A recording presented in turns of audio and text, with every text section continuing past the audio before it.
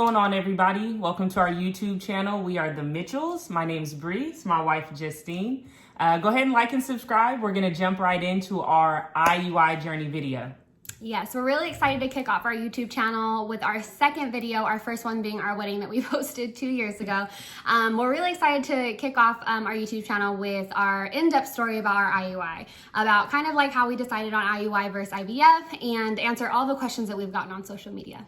Yeah, let's do it. One of the main questions that we've gotten about our IUI journey is how expensive is it, and why didn't you do IVF and all that. So to give you guys kind of a background on our story before we actually decided on IUI, it is a little actually rocky and a little emotional. So in the beginning of our relationship, me and Bree, we were getting to know each other. I want to say like the first month that we started dating, she told me, do you want kids? And my first reaction was no. I didn't want kids. We were on the phone and we were just like going through different things. Like, like she said, getting to know each other. And then we got on the topic of kids and I was like, oh yeah, for sure. Like, do you want to have kids? And she was like, no.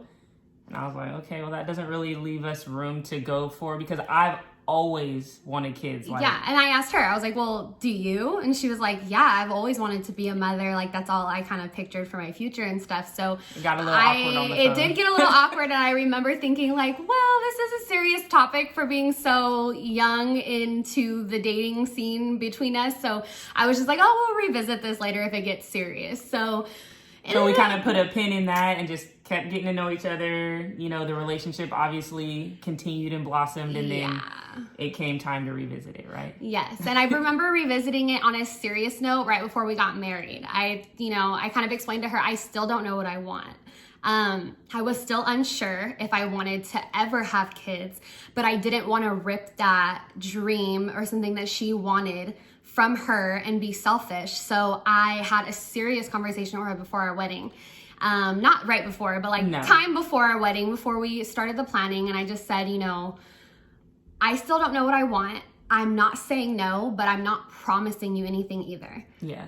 So that was kind of a big deal. Yeah. So for me, it was like, we did have that conversation. And when I would think about it, I would just think like, I had to come to terms with, I was about to marry this woman. So if it's a real possibility that, we're not going to have kids, that was something that I had to obviously wrap my head around and see if that was something that I could accept.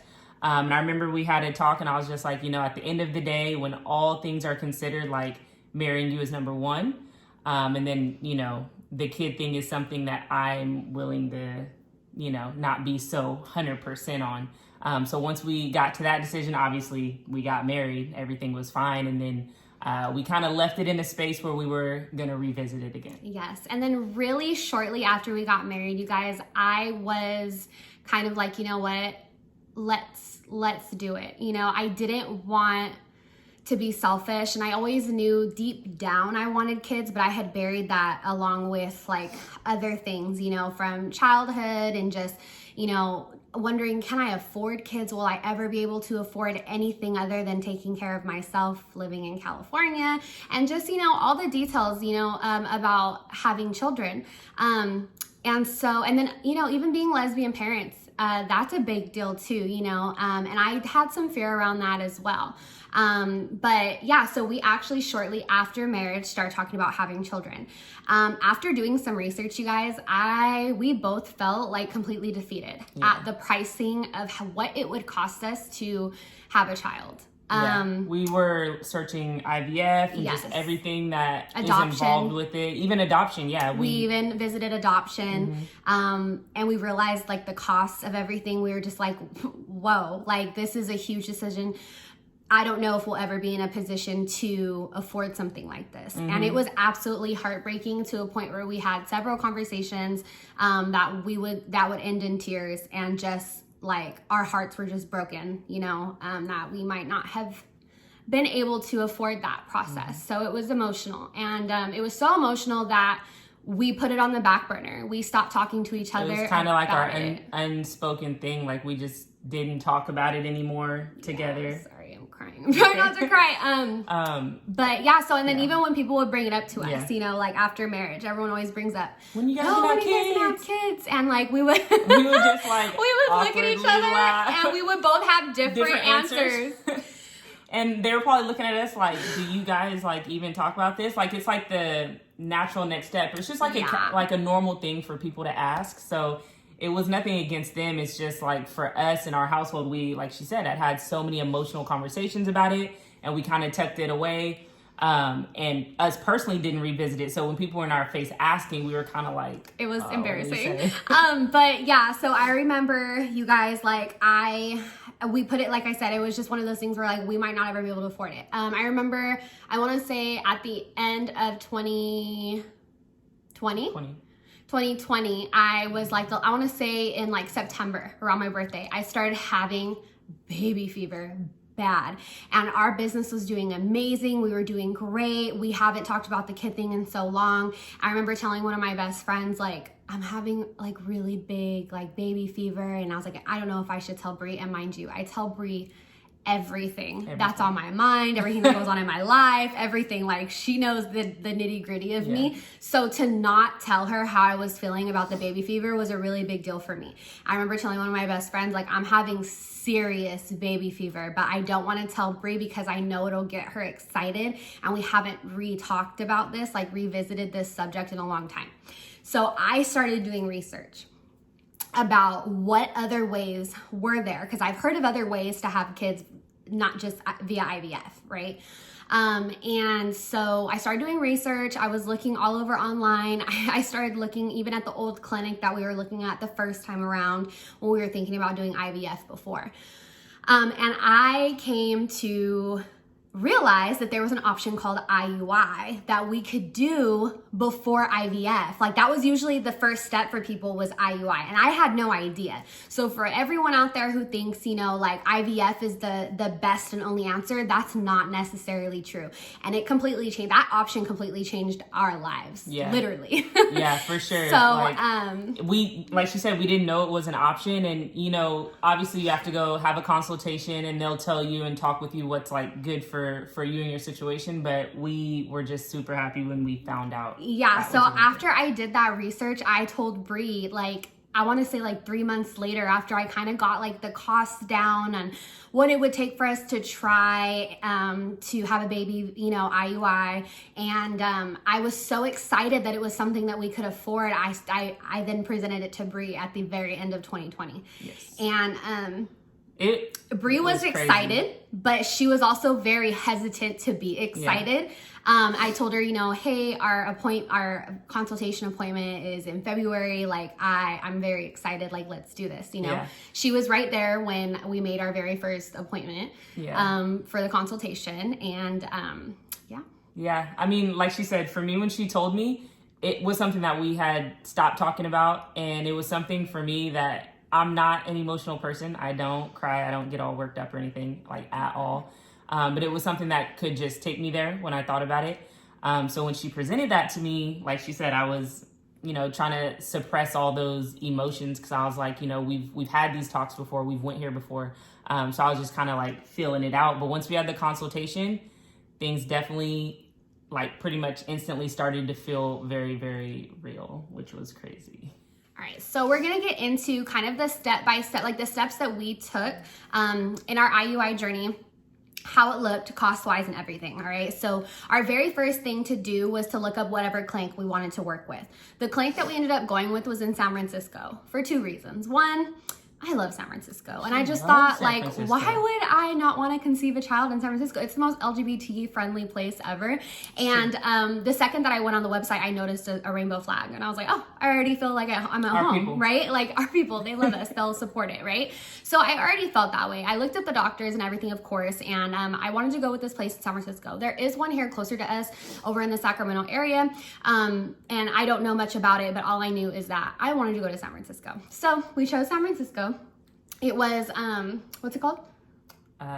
Pacific Fertility Center. Yes, Pacific Fertility Center in San Francisco. They were absolutely amazing. Our very first step was to have a consultation. Like Bree said, it depends on the person. You know, when we first made our consultation appointment, we were super excited. Our consultation appointment was, I believe, $325 or $375 for the consultation, and that was with an ultrasound, okay? So that they can check out ovaries and like all that stuff, right? Egg count, if they could, anything like that. So, it was really interesting. When we made the consultation appointment, we were really excited.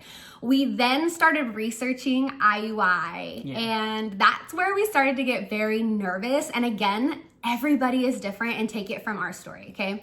So we got really nervous because we started hashtagging IUI. We started looking up all these stories, and everyone is different. Yeah, you can get sent down a rabbit hole on the internet, obviously. You know, you Google a symptom, and then you think you got something. It was the same.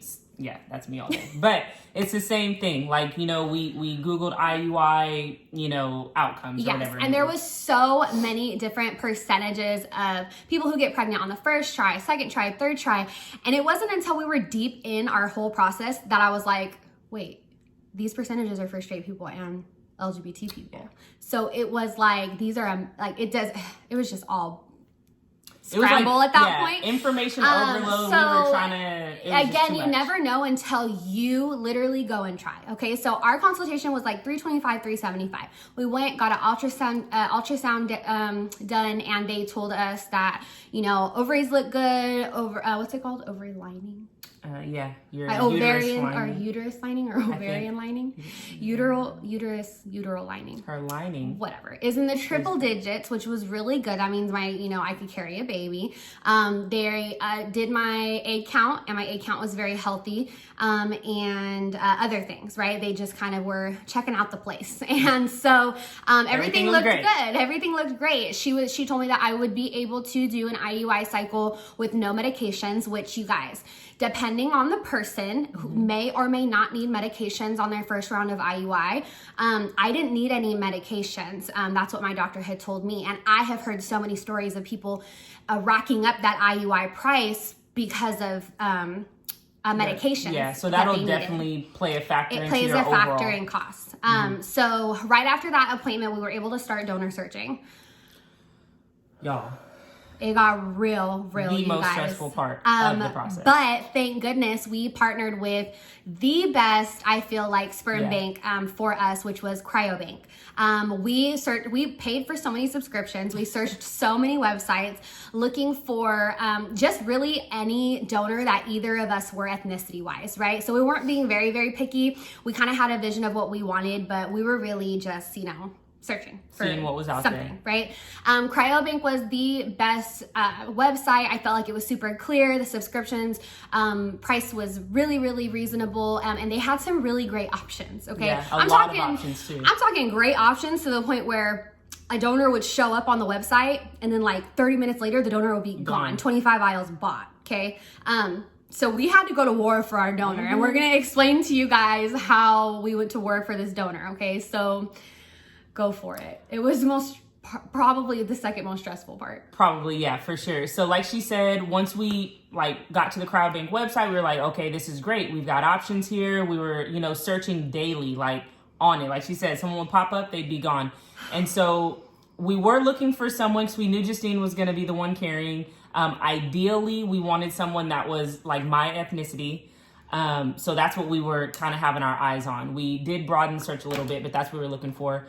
And we found someone that we absolutely loved. He fit all the criteria. He's great. Exactly my mixture. I'm half Black, half Irish, and so was he.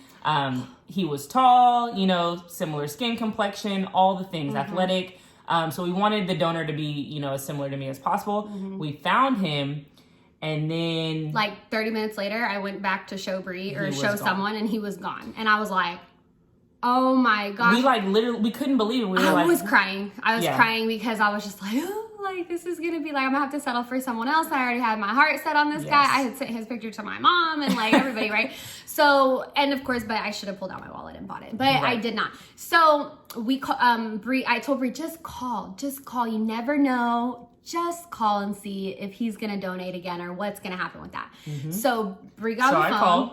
I called them. We had already written down his donor number and everything, so I knew exactly the person I was looking for. I called the people, told them the situation, and they were like, well, someone has some vials on hold. And we were like, hold, what? You can do that? So we were like, oh, okay. So when do they got to make their decision? So they had, I think, 48 hours to make their decision on if they wanted to purchase those vials or not. They had like 6 on hold. They had hella on hold. And she said that most likely they were going to buy some of them, but not all of them. Right. So I was like, well, when exactly? Like, I need to know exactly when these vials get released. She was like, well, I can take your information down and I can contact you if they don't buy all the vials. And I was like, yes. This is where all the anxiety started, guys, with the donor. Okay.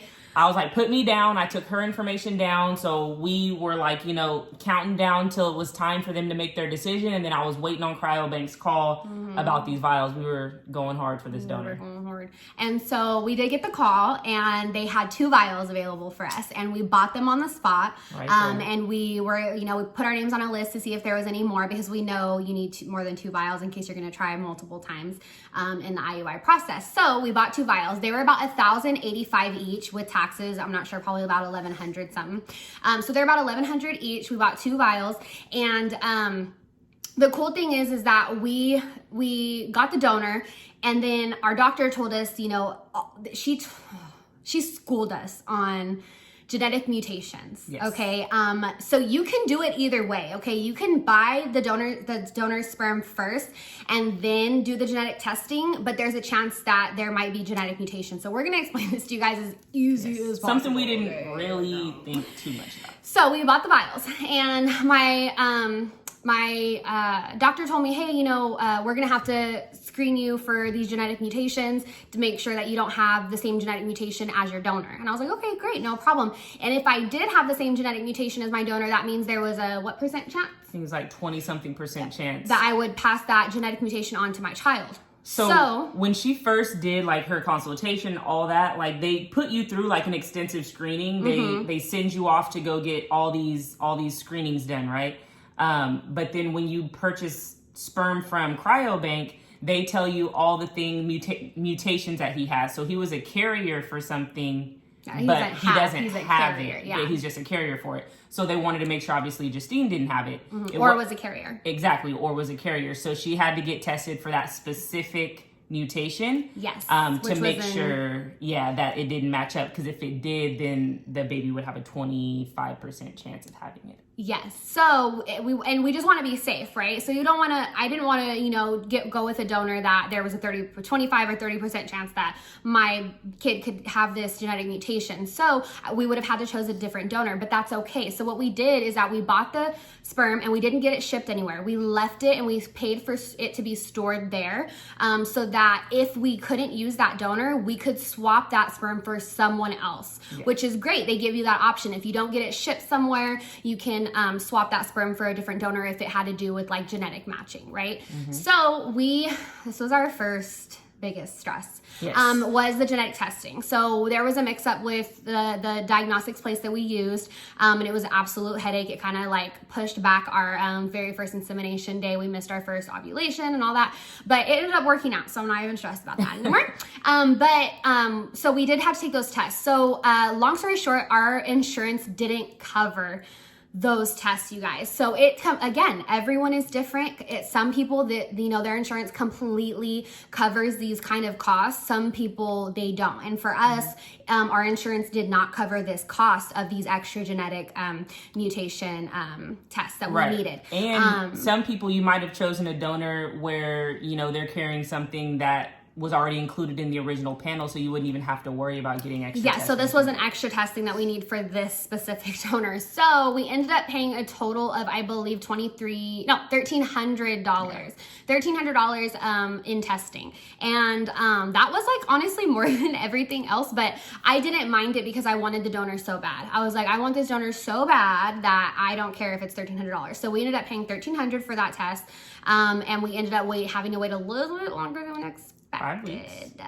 But it's okay because we didn't miss that second ovulation that we planned for. So really exciting. That happened. We got those tests done. The test came back negative that I didn't have the same genetic mutation as my donor. So we were able to use that donor. And we were so excited. And we literally, like, the people were telling us, if you don't get these test results back on, I think it was like Friday, we can't do it this cycle, because she was about to start ovulating. Because we needed to get the vials shipped from cryobank to our doctor's office in time for the actual insemination. And they like to have the sperm there a few days before I ovulate, so that they know for sure that they're going to be able to do the insemination. And so they gave us like a hard deadline, and we were creeping up against it. I swear we got it like, what, 2 days? I cried like every day. Yeah, we were stressed out. We were calling the testing place like every day. And they're not even supposed to release us information. Yeah, so we were like, when is it going to be released? And they're like, they're reviewing all these things, right? Kind of like getting the runaround, but we got it 2 days before the deadline. Yes. And so we took it as a sign. Yeah, the doctor's like consultation person that I was dealing with the majority of the time at Pacific Fertility, she was amazing. She was so patient with me, and when we finally got the test results back, she called me and she was just so happy for us, because she kind of knew the runaround that we were getting and kind of the situation we were in. But it was amazing. So that was just the beginning part, right? So so the test, so the original ultrasound was about $375. The vials were about $1,085 each, and we bought 2, and then we paid about $1,300 for testing. We didn't have any medications. This was a completely unmedicated IUI process for us. So then it became, we were able to schedule our insemination day, you guys. It was in April. Yes. So yes. So April, we were able to do our insemination. We were so excited, you guys. We and Bree were so excited. We had just posted our picture on Instagram that we were going for our first insemination. I could cry. And then we were on our way to San Francisco, you guys. We had just gotten over the bridge, And we were just like up to here, just like excited, with happiness. Happy. And my doctor calls.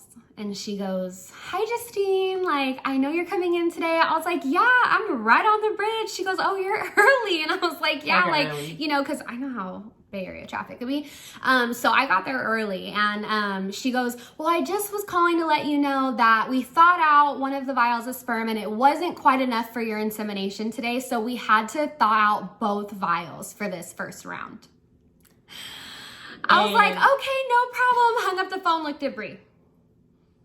I was like, so this is like basically our only shot with this donor, because we didn't have the opportunity to buy more vials. And we are still on a waiting list for more vials for that donor, just in case there's baby number 2. Just in case. No, I'm just kidding. Just in case, okay? We will revisit that same way we did with this one. But so we are still on that list. So we knew that if we didn't get pregnant on this very first try, we were gonna have to pick another donor, and but we didn't stress about it that day. We looked at each other and we said, we're gonna enjoy this day. We don't know what's gonna happen. We don't stress off what we can't control or change. We didn't want to let that creep into how we were feeling in that moment. We didn't want anything to take away. But talk about like pressure, right? I was freaking. So we got there, you guys. It was absolutely amazing. Bree unfortunately had to wait in the car for all of the appointments, which I felt so bad for her, but we FaceTimed. The doctors were so nice. We were FaceTiming. The doctors would talk to her on FaceTime. And I felt like I was there. I was right outside in the car. You know, I got to see everything. The doctor, like she said, would talk to both of us as if, you know, we were right there, but due to the COVID restrictions, I couldn't go. Yeah, and it was actually super sad, but now that we're here, it's kind of like, you know what? That's like all in the past, right? So I did the insemination, and then me and Bree spent the day in San Francisco that day. It was the cutest day. It was just something for us to do, keep our mind off of it, and just live in the moment, because it was a very special day. All right, so now you guys, we're gonna go over some frequently asked questions that we got on our social media. Not only when our video went viral, our DMs were absolutely flooded with all these questions about our journey. Will we have another kid? And if so, will Bree carry, right? So we've gotten that question a lot, and I think we've gotten professional at answering it, because, you know, we own a small business here in Stockton. We get asked that a lot, and even on social media. So the answer is, we're gonna wait and revisit it until a year after we have this baby. So Yes. a year after we have Leia, we're gonna revisit where we're at financially with our businesses, where we're at mentally, with the first child that we have, and just kind of like where we're at in life. Yeah. And I think that's very important for actually like couples in general for every like major decision, because I want to make sure that we're gonna be able to financially afford another baby and live very comfortably, because we live very comfortably, and I don't want.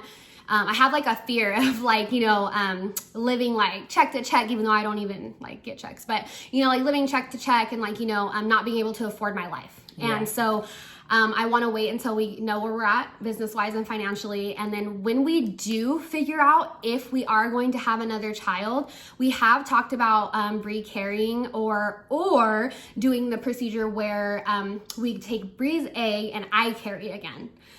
So depending on where we're at financially, and if we decide to have another baby, we are thinking of doing that, which would be considered IVF. IVF, yeah, for sure. With extra costs. But like she said, we kind of are giving it that year. We want to give this experience its time. We want to live in this experience of having this child, and just really be in this moment. I told myself, because I would like make little comments about second child, all these She things. still, till this day, makes little comments. I try not as much, because I don't want to put that pressure on her, like. It's not just her though. This one child is everything I could have asked for. So I don't want her to think like, oh, I'm already like, pressure on. Like, no, we're kind of living in this moment. Well, you think it's all bullshit? No. What are the pros and cons of being pregnant? And am I cranky, right? So that's actually pretty funny because, okay, so like, don't think I'm normally like a bitch or anything, but I'm so much nicer pregnant. So much nicer. Like, she is just... I'm like this ray of sunshine most of the time. Of course, I've had my moments where I've been hormonal, and that kind of caused me to be a little like frantic and a little like, Yeah. But a lot of people have asked me, how's Justine been? Like, like, how is she doing with the pregnancy? And I was like, she is doing great. Like, pregnancy just fits her well, because... she's happy. She's in great spirits. Like, she's I have hella patience. And that's not normally something that I have. I have hella patience. I've been hella considerate to Bree. Like hella not thoughtful. that I'm not these things Right. pregnant or like, like not that I'm not these things normally, but like a lot more. And it's like noticeable. Yeah. So I've been nicer. So when people ask, I'm like, oh no, we're doing great over here. Yeah, I've been way nicer. Even with my dogs, I've been hella more patient with my really rowdy dog that I normally just like am like, nah, I don't have it out. I don't have time for him. But yeah, so that's So actually far, been so good. a fun fact about my pregnancy. And when you guys searched for a donor, were you able to see photos of their faces? So question. very good question. So yes, we were. So most websites only have baby pictures, you guys. So that's kind of the difficult part, because I feel like a lot of people are cute as kids, right? So it is kind of scary. Our donor had an adult picture option, where we would have to pay a little bit more for a higher subscription to see the adult pictures, and then also see more information about that donor. And we did pay for that. So we do know what the donor looks like as an adult. We have not showed anybody and aren't going to. And even our best friends out there, don't message us after you see this video not for any and specific ask us. reason. Like, we're not trying to like hide No. like he like We looks just, crazy or anything. these are Leia's parents. Yeah. And that's what we want everyone to see. And even our best friends, even our family, we want them to see this. No one needs to see the face of this donor until that time comes in life. So that's how I feel. I'm very protective. But we were happy that we had that option. Yes. To be able to see that. But thank you guys so much for watching our IUI story. We hope that we answered a lot of questions that you guys had, and we hope that we have encouraged you or inspired you or motivated you in some way to start your journey. And we are always here to answer questions. So if you have any questions that we didn't answer, go ahead and, drop it in the comment section. And don't forget to like and subscribe. Like and subscribe. Thank you guys so much. See you next time.